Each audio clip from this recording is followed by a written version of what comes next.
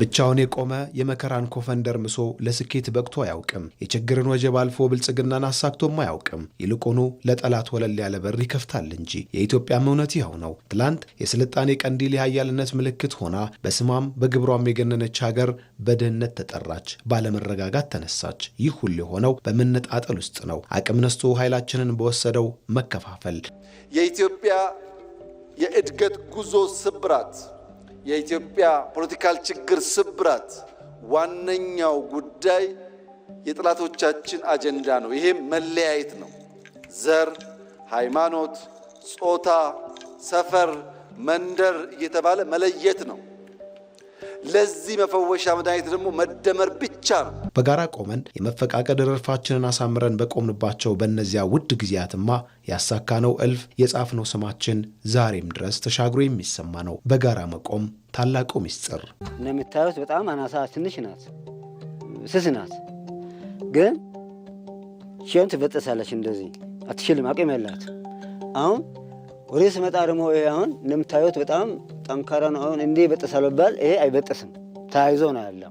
የኔ ብቻ ፖለቲካ የዚያን ትውልድ በልቶ ኢትዮጵያን አቆርቁዟል። ከስልጣኔና ኃያልነቷ ይልቅ ኩስመናዋን የጻፈውም እኛና እነሱ ነው። በጋራ ሆነን ከደመቅንባቸው የፈተናን ሰንኮፍ ከገፈፍንባቸው ድንቅ ታሪኮች መማር ያልቻልን እኛ ስለ መነጣጠል ያወራንባቸው፣ ስለ መለያየት የደሰኮርንባቸው፣ ስለ ክፍፍል የሰራንባቸው ጊዜያት አደህይተውናል። ከሀገር ተራ አስወጥተው ከማማችን አውርደውናል። በህብራዊቷ ሀገር ልንሆን የተገባውማ ይህ ነበረም። የአፋር ዳጉ ለዳውሮ ኩራቱ፣ የሲዳማው ጨምበላላ ለአማራው ሐሴቱ፣ የኦሮሞው ገዳ ለሐረሪ ምቾቱ፣ የአክሱም ሐውልት ለሃዲያው ታሪኩ፣ የጀጎል ግንብ ለቤንሻንጉል ቅርሱ፣ ፋሲል ቤተ መንግሥት ለሃዲያው ሀብቱ፣ የሶማሌው ዳንቶ ለጋሞ ባህሉ፣ የጉራጌ ክትፎ ለእያንዳንዱ ኢትዮጵያዊ ጣዕሙ፣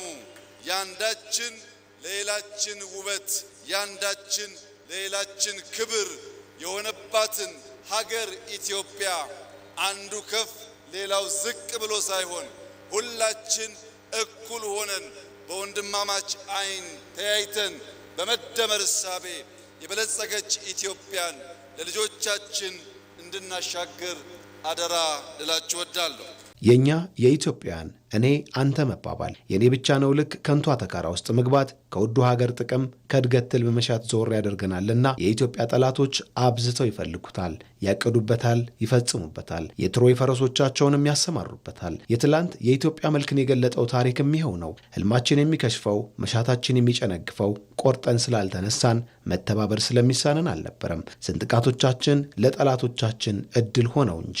እናም ከዚህ ተምረን እኛ ማለት መጀመራችን አሁን ያስፈልገናል። ከነጠላ እኔ ወተን ወደ ድርብ ረቡ ቆርም ዝናብም ውሽንፍርም ወደማይበሳው እኛ መሸጋገር ያሻናል። መሻገር ያለው በመደመር ውስጥ ነው። ብቻውን ነጭ ከተሰራ ደስ አይልም።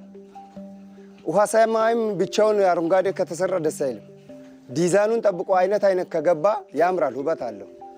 አንድ ሰው ብቻውን ዳገት መውጣት ስለማይችል ከህብረት ከሰው ጋር ተተባበረ ዳገቱም ይቀለዋል። አንዱ በአንዱ መንገድ አንዱ ቤር በአንዱ መንገድ ከሄደ በቃ ጎሳ መለያየት ይባላል። የሰሜኑ ህመም ለደቡቡ ይሰማዋል። የምስራቁ መከፋት ለምዕራቡ ሰላም አይሰጠውም። እንደ አንድ ሰው አካል አንዱ ሲጎዳ ሌላው እረፍት እንደማይሰማው ኢትዮጵያውያንም እንዲያነን ለብቻ ከመቆም እኔ ወተን ለከፋፋይ አጀንዳ ጆሮ ካልሰጠን መልማትም መበልጸግም ሩቅ አይሆኑም። ከብልጽግናው ማማስር ቆመን የምንናገረው እኛ እስከሆነ የመደመር መንግስት እንደሚል መፍጠርም መፍጠንም እንችላለን። የማማው አናትም ሩቅ አይሆንም። ጸንቶ ተባብሮ የመቆምን ትሩፋት ከተሸመነችው ውድ ሀገር ኢትዮጵያ የተመለከቱት አባት ጥሪም ይኸው ነው።